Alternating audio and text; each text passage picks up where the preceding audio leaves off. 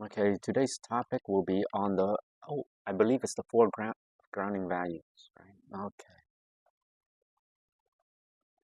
one, two, three, start. So I want to make clear first our mission here at the Grove, our mission as conscious collaborators. The mission for this training is to create conscious collaborators who are intentional. So one part intentional, empathic, understanding.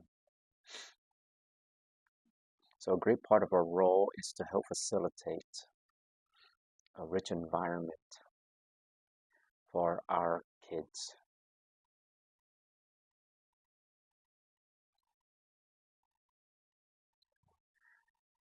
An environment where the kids will feel valued, supported, and inspired to learn and grow.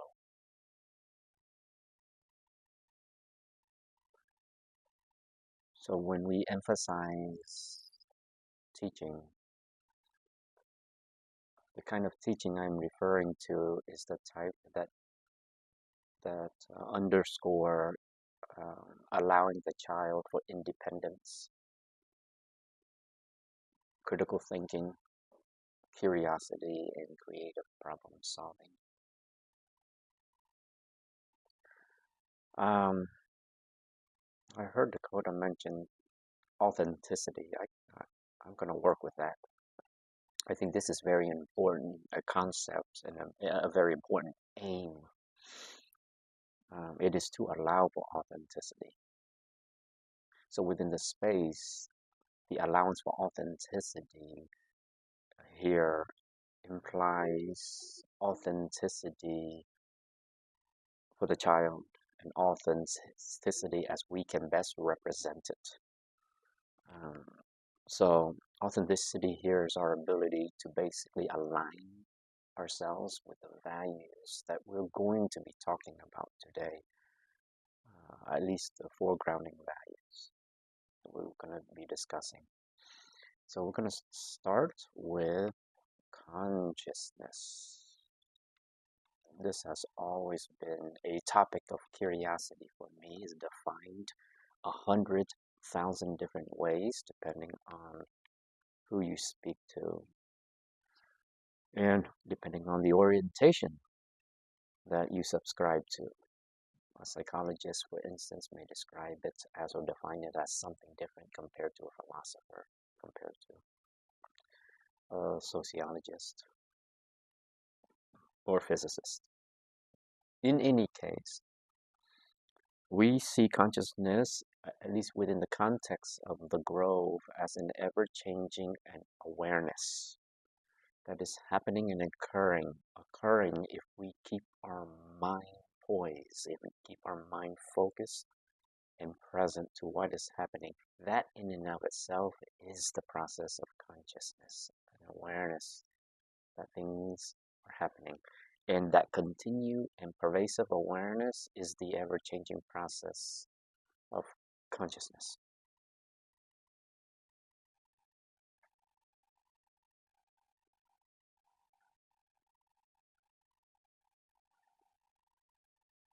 So part of that consciousness consists of this inner awareness.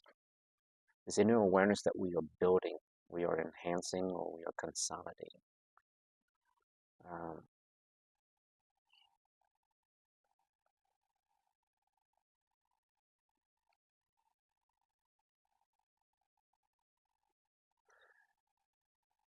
to maintain it may be a difficult task to do, but if you can be aware of its challenges, that in and of itself is a reflection of the consciousness that we are hoping to create.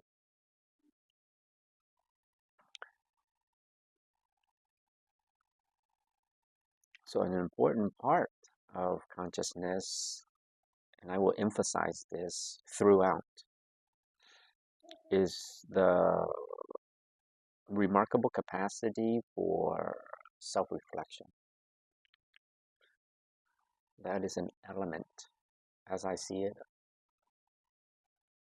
a part of consciousness, the capacity for self-reflection, to, to be thinking about our thinking, and to be thinking about our feelings and our actions, and to reflect on them as if we're trying to make sense. That's the meaning-making process of consciousness.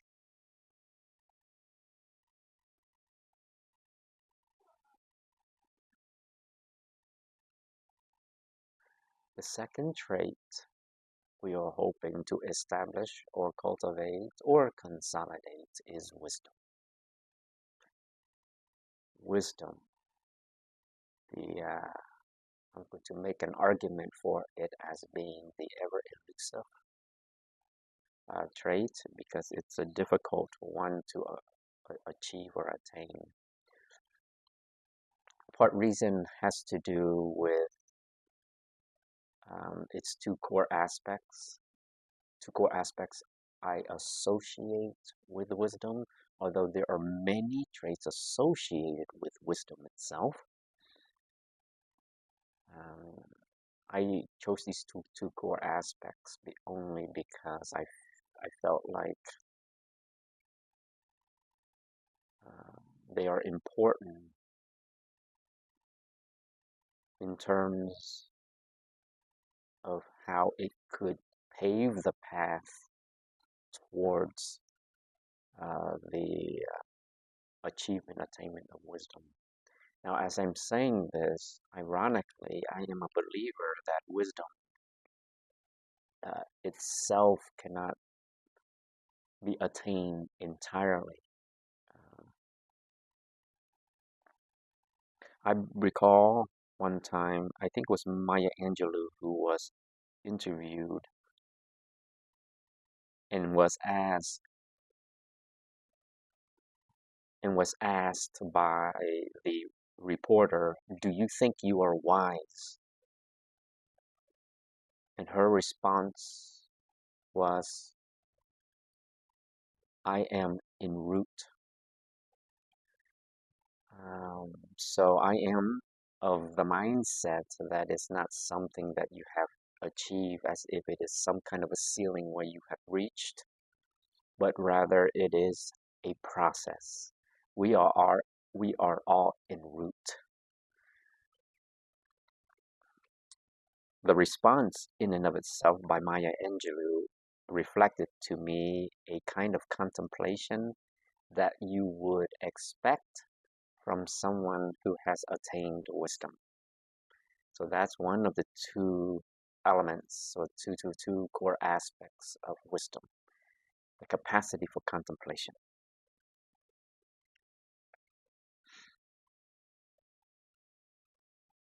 The second is referred to as, it is my belief, ethical conduct. Here, it's not necessarily about acting good or righteous, but rather living a life that reflects the values that you preach. And if you can live the life that you're capable of living based on those values, you are living a life of ethics.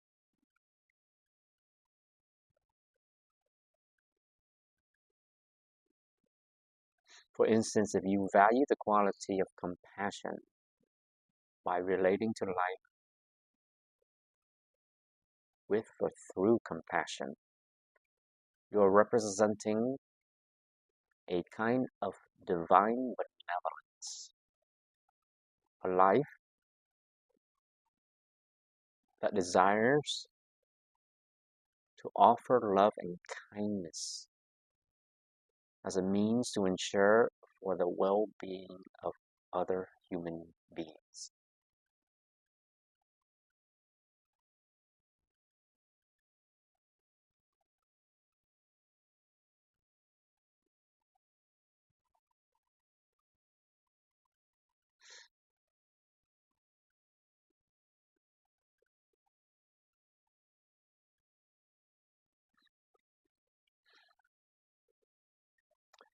So going back to the first component or aspect, the core aspect referred to as contemplation. It is the process by which the CC or conscious collaborator considers our thinking and feeling. Part of that contemplation is to refer to our experiences and assessing these experiences as they are happening. So it's a process of investigating various aspects of our thinking, feeling, and also our actions with the aim of learning to become more intellectually, emotionally, psychologically, relationally, socially intelligent.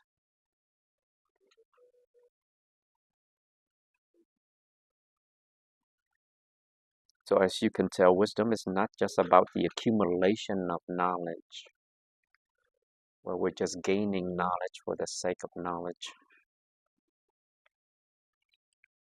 But this is wisdom is a very comprehensive capacity for cultivating understanding.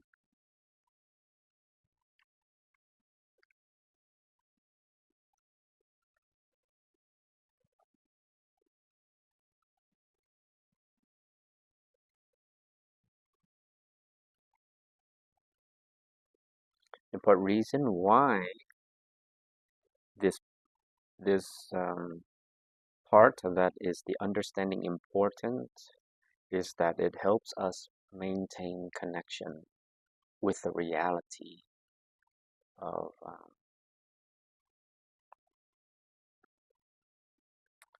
our relationships. So it helps maintain connection, even with our thoughts, as I conceive it, as I think about it. I say that because the wise realize that their thoughts have meaning, good, bad, or neutral. So having established an understanding of that meaning allows us to understand the impact of our thoughts, feelings, and actions.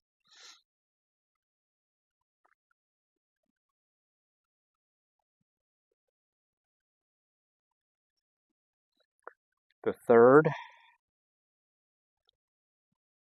grounding value we practice at the Grove is humility.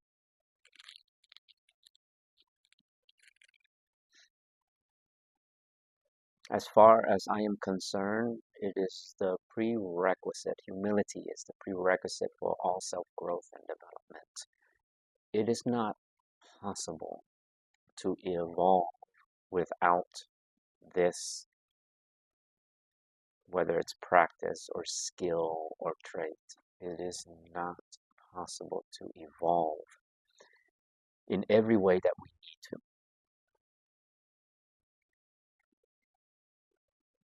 And part reason has to do with its ability or its power, that is humility, allows us to recognize our own limitations while also allowing us to recognize the importance of other people's perspectives. In this case, in the Grove, the child's perspective. The child being the child is no less a human being because the child is a child. So the child being the child is no less a human being because the child has limited experience. The child's experience is where it is maintained based on the child's age. So the child is masterful. At the age of 3, knows what the child knows, makes her or him masterful in all the ways that is living. So that's why we do not doubt, or we do not diminish or devalue or minimize the child's experience. But with humility, we are able to recognize again our own limitations when we reduce the child to nothingness or to insignificance. All the while, again, humility is also recognizing the importance of the other's perspective as well. And even a child has perspective. So it's important to recognize, part of that recognizing that the child has perspective is to understand that we were there once upon a time. So we understand deeply where the child's coming from. I In our culture, we may conceive humility or perceive humility as some kind of a weakness. But know that the humble individual's source of strength is their resilience. It takes a whole heck of a lot of resilience to recognize that you are weak, that you are incompetent, that you are insecure.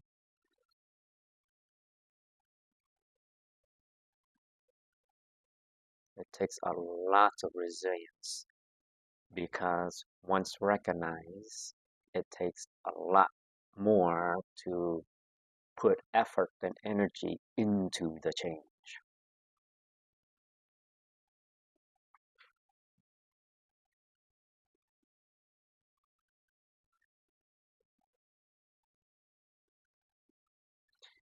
And even if it does appear as a form of weakness, we can take that.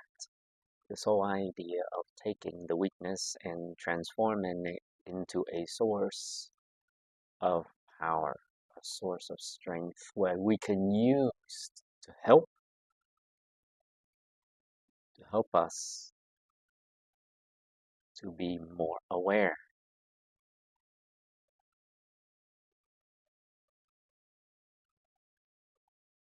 And part of that power that is humility will help the CC be less concerned with self-promotion.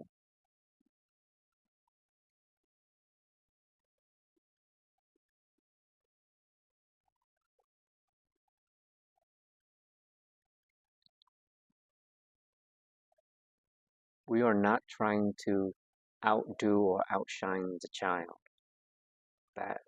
That humility will keep us grounded,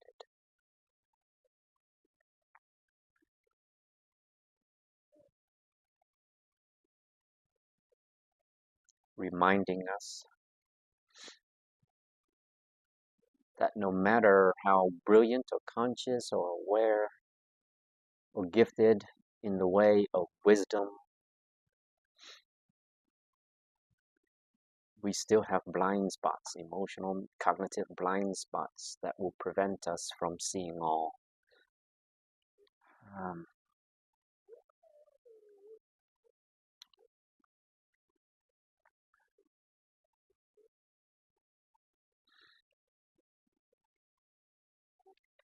and then there is compassion.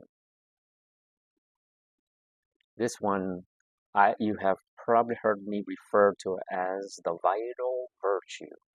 I consider this vital, as well as I do humility, consciousness, and wisdom. But there's something about compassion that helps us refine our understanding about the human being. Just something about compassion that allows us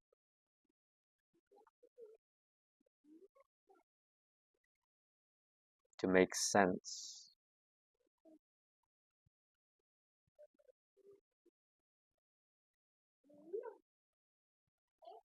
of the way we are. And one of the things that it does allow us to see and recognize is how much we all suffer together.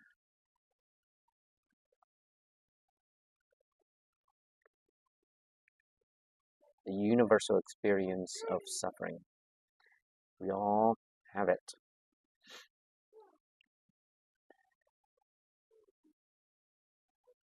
We all suffer from what is referred to as mental affliction, if not mental illness.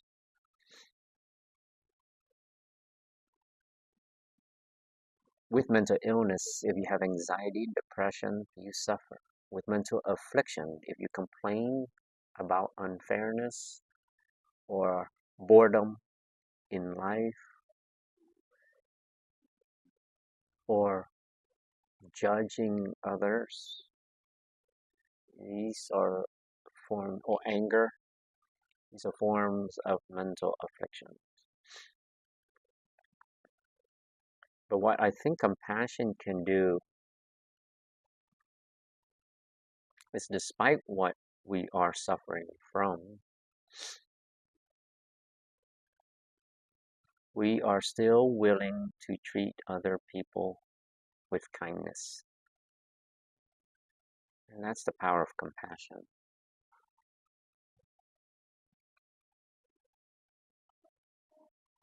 So compassion can be an extension of two forms: extended to other people.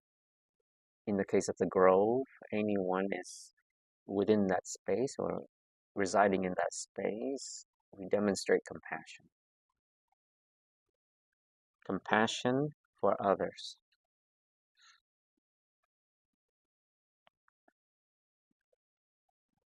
Compassion can also be extended to yourself, also referred to as loving kindness. Compassion for self.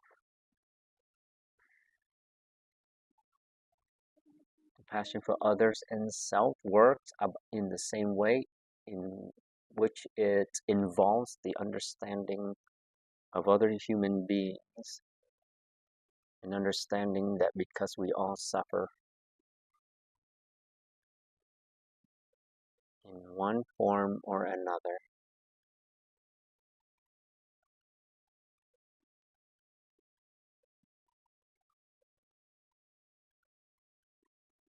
that because we are aware that we suffer from one form or another, we are willing to expend our energy to promote well-being.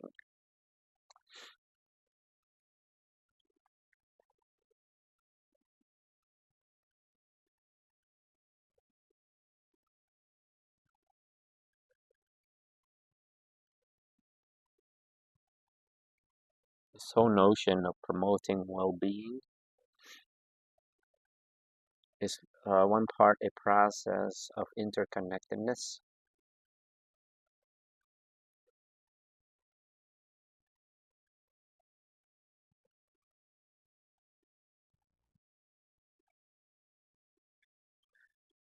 or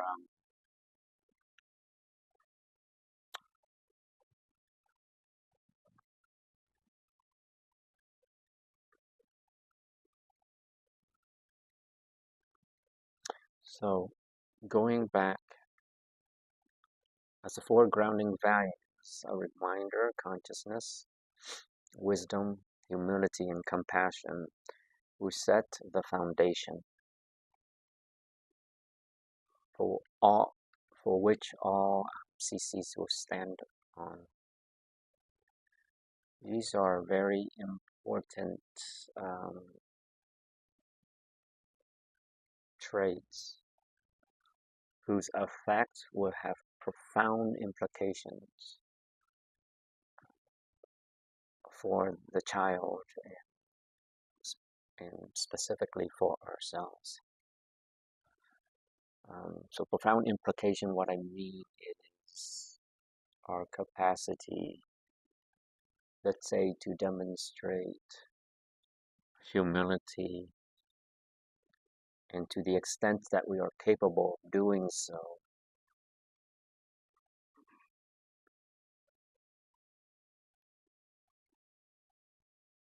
can reflect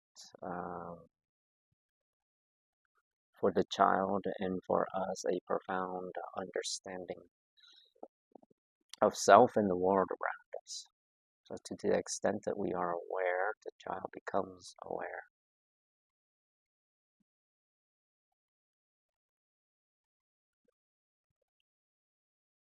And granted, all these traits I referred to them before as a skill, with the understanding that it is a process.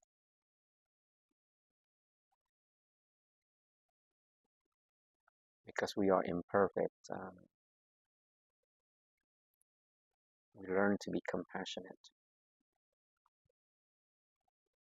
But because we have this attitude and we recognize what we need to work on,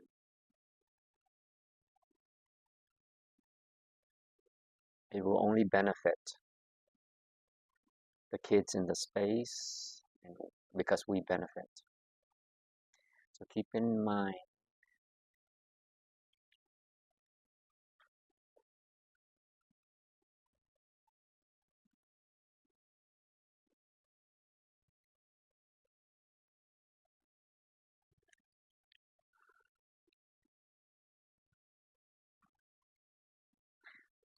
mind, to be conscious, we need to be more conscious than we are conscious.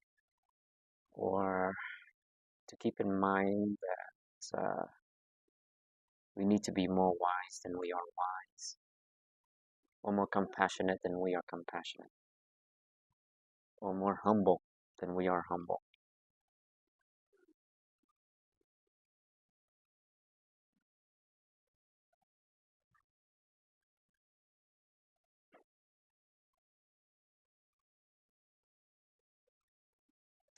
All right, so I will pause at this time. Any comments or questions that I need to address? You had mentioned how I think in particular humility can be seen as a weakness by some people. Maybe in our culture, a lot of people, I'm not sure. Where do you see something like assertiveness fitting within these grounding values? And maybe assertiveness wouldn't be the right word to describe how someone might respond to, a simple example might be at work. You have a boss that just runs all over you, gives you too much work, deadlines, no feedback. I think one of the concerns with these grounding values is when you stand up and fight kind of feel, when there's an injustice. I've even heard the argument of certain forms of compassion can actually lead to more suffering because you're not actually stopping the infliction that's already happening. So yeah, I guess that would be, how would you respond to that? Yeah, one of the most compassionate, I think you've heard me say this before, one of the most compassionate act we can perform is to set boundaries with other people. Whether it's humility or compassion, the reason why it's perceived as a weakness is because it puts you in a vulnerable situation, and we do not do vulnerable. We're very uncomfortable with vulnerable. We create defenses to protect ourselves from feeling vulnerable. Defenses like regression, repression, or we, or mental afflictions can be defenses like anger. We project anger so that we can ward off anyone, other people rather.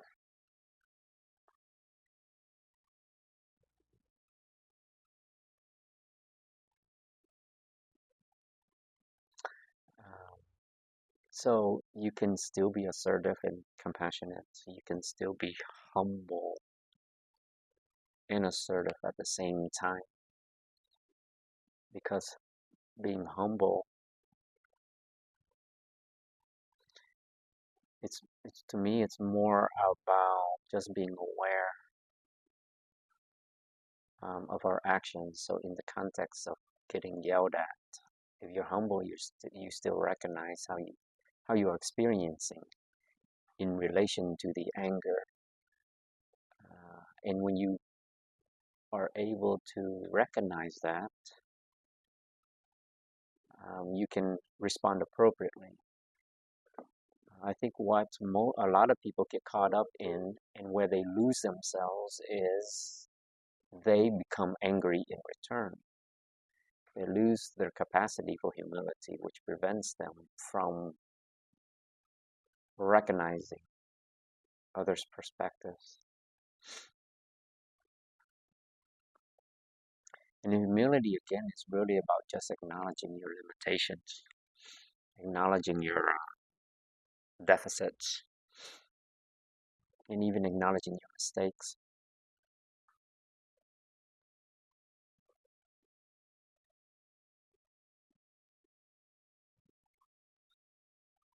And even if you were, I think we've all experienced that because we're human. We've all been criticized or yelled at, and we've lost our mind because of that, or we've lost ourselves because of that. And we respond and react in kind, which is with anger. And just because you're compassionate and humble doesn't mean you're not going to experience anger. But along with that anger, what often follows is if you are humble and compassionate, is peace. So you're still, it's kind of like the example I have given before in traffic, where when I have people pull in front of me, I may be initially frustrated or angry, but because I maintain some semblance of humility and compassion for all sentient beings, I am still at peace.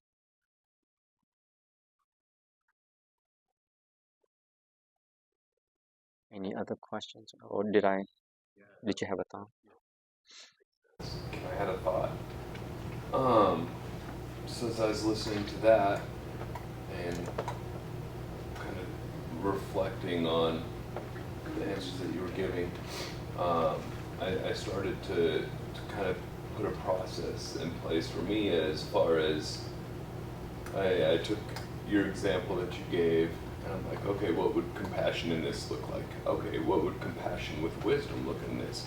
What if I added in humility now? And now if I add in a level of consciousness, all in this, how can I approach this while still reaching all these grounding values, but focusing on approaching it with the grounding values? And when you start to add them in together, I start to see kind of shifts in how I would do things.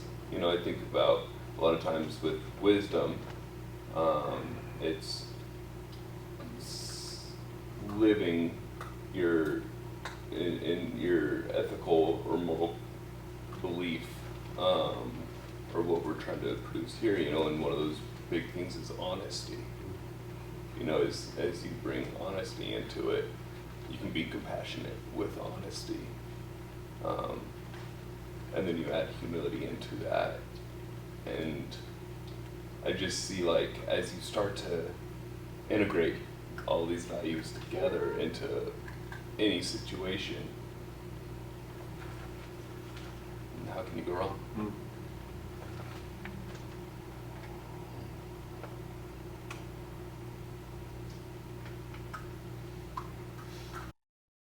I was thinking that's pretty complex process. I think it's extraordinary to think of it in that way. Um, it, as I'm thinking from the average person's point of view, um,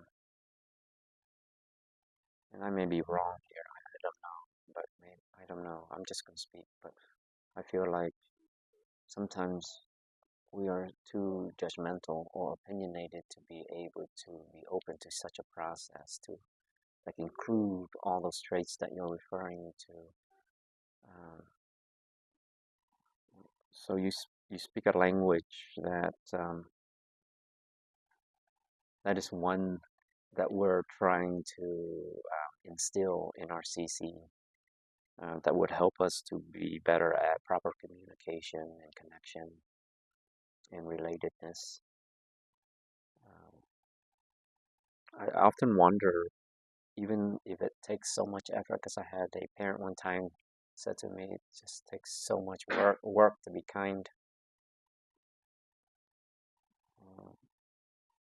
I think that is in fact true to a certain degree if your mind is filled with criticism and judgment and all that other busyness, the things that are referred to as busyness in our mind. That I think when she was referring, it takes too much effort to be kind, I think she was really thinking about all the other things that keeps her mind busy. Kindness is actually an easy thing to do or to perform. You just have to have a greater sense of self-awareness. For instance, it doesn't take much effort to use a kind tone, or look at a child with kind eyes, or listen to a child with kind ears. It doesn't really take much effort. Wouldn't it take more effort to try to repair the relationship by not taking a moment to integrate compassion? It's well put, Lyndon. I'm with you there entirely. Yeah, if we don't do it right initially, then what did I said in the book I wrote? I said the first 18 years of a child's life, we offer our kids messy parenting, and then the rest of the child's life, we're trying to undo it. And we're not even good at that.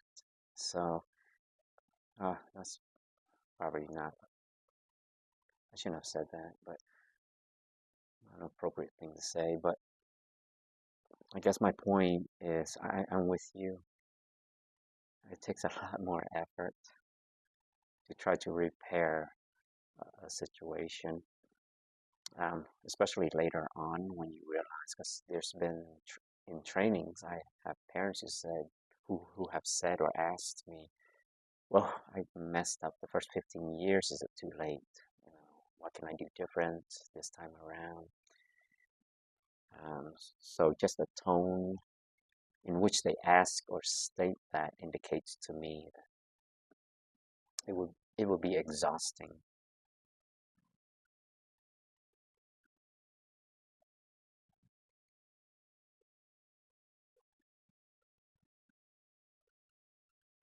I find it easier to be kind when I see a child. There's just something about children that just makes me more aware. They force me to be more intentional, and they reinforce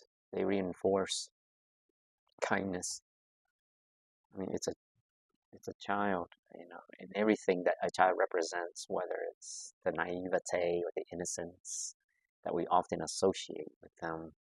How could that not make us feel more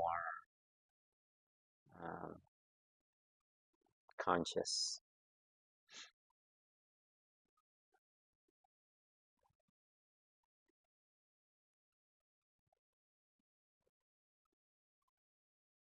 Other thoughts? As you guys were talking, I was thinking about historical figures whose impact we still feel echoing through society. And, people who come to mind, I feel like totally embodied these grounding values, from multiple different cultures, backgrounds, Jesus, Buddha, Mother Teresa, Gandhi, you've talked about those before too. And I think, Dakota, what you were talking to, like, they lived a life, it seemed, aligned with that, lived honestly, and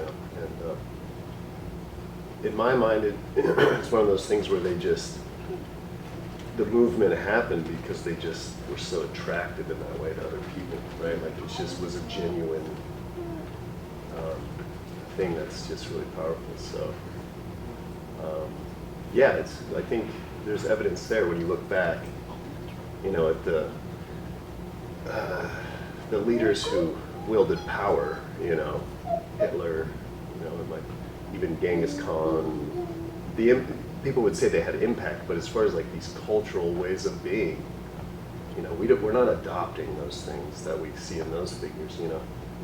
And it seems like when their reign ended, it ended, right, and things kind of fell apart. But so thinking about the assertiveness and justice and all those things, that was just a thought that came through my mind. Yeah, those people you're referring to, as I think about that, we have to keep in mind that they earned their wisdom, meaning that they use their inner awareness to figure things out, figure life out, figure themselves out. That's what I mean. I've mentioned that before. I think we all have that capacity to do so. And when we're in the space, that's exactly what we're going to do. We're going to earn our wisdom. We're going to earn our consciousness. But that's part of the process for most intellects or most conscious intellects, right? It's not something that maybe you have a propensity, preconceived capacity,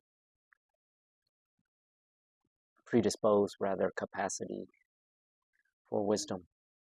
But nonetheless, the process of wisdom is itself a process towards uh, the achievement or attainment of deeper understanding.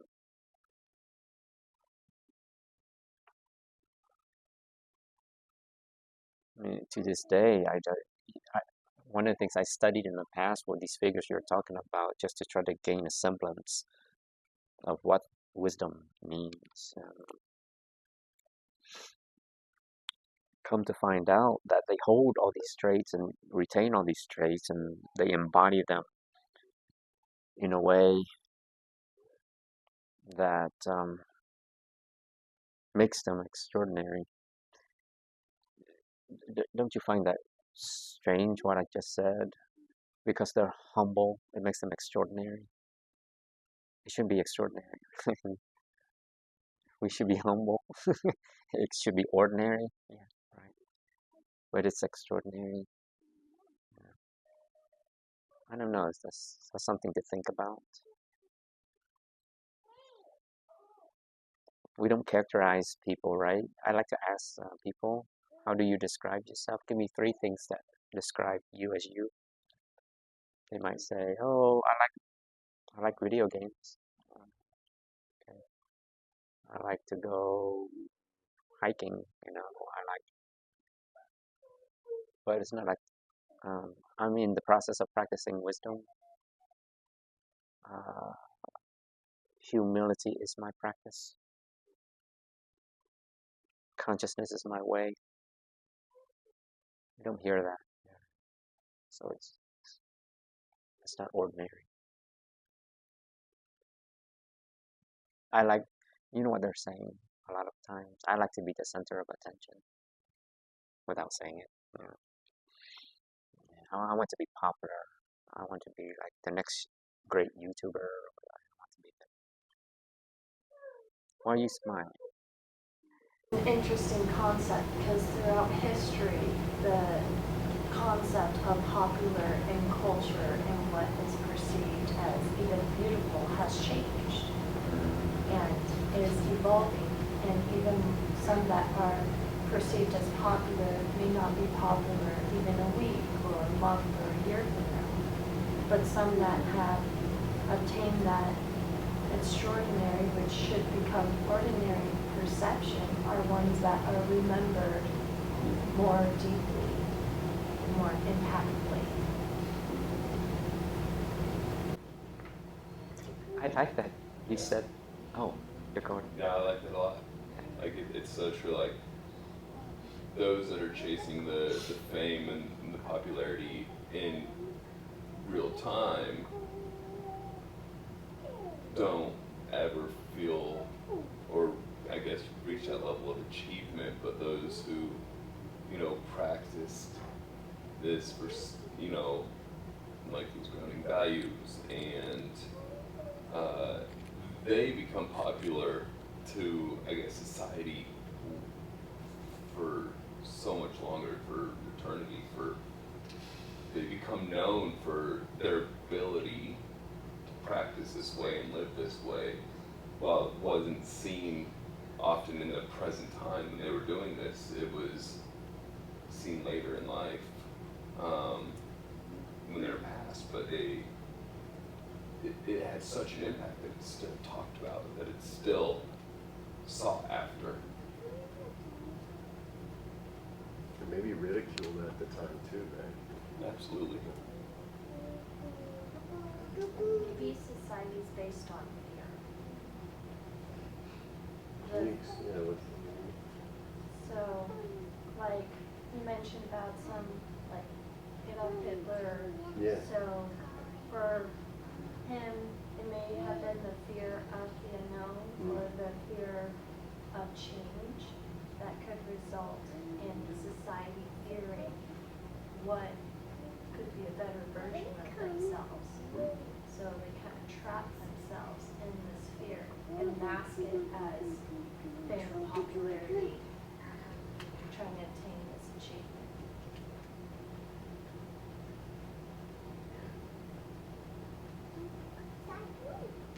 Well, I think that just circles us right back to where we started, to authenticity. And do we really want authenticity, or are we trying to become like something else? And I think that's a huge thing of the Grove, is like, we do want authenticity. We want a safe place to not become anything beyond or other than oneself.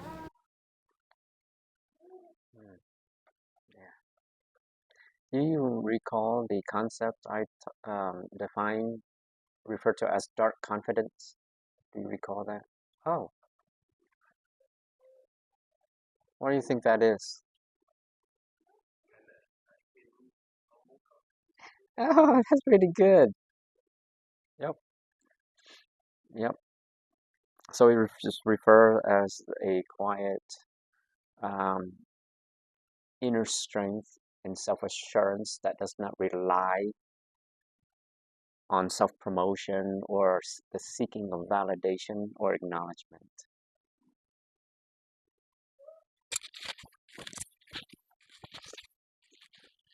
So because these individuals have a dark confidence, they manifest certain personality traits like calm, kind. They tend to be quite composed. So I only bring this up because in our culture, we look at confidence as being assertive, top of the ladder. You do whatever you can to, even if you have to push people over to get where you need to. That's confidence. But dark confidence, these individuals are truly comfortable in their own skin. They're very at ease and poised to recognize and be aware of what's actually happening around them. Dark confidence is a neat concept.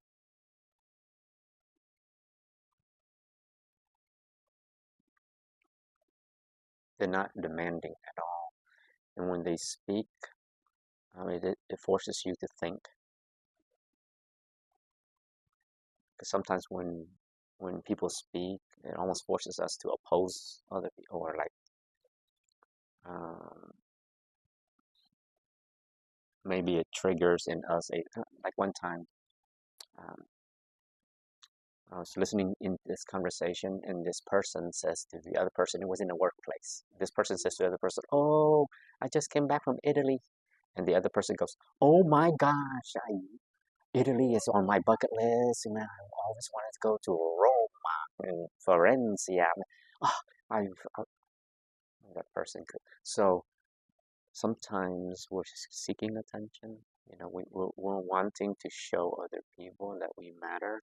So people with dark confidence, they listen very well. They listen so well that they don't need to project any insecurities, or they're constantly paying attention to themselves and other people.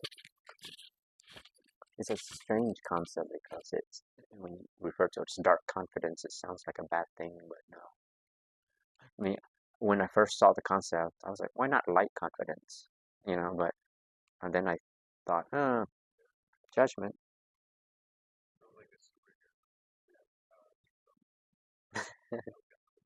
Yeah, yeah. And the other thing is, of course, the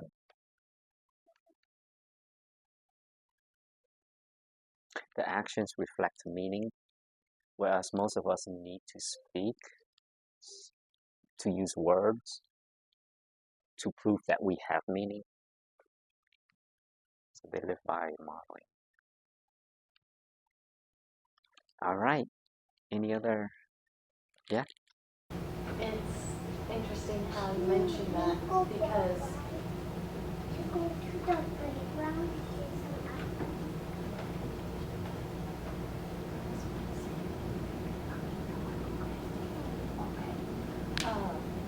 it's interesting concept because like most of our body language and nonverbals is how we communicate, and for us to try to use words instead of the nonverbals.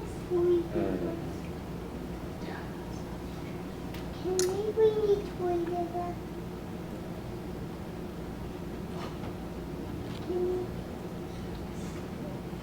And you will bring it back to me one day?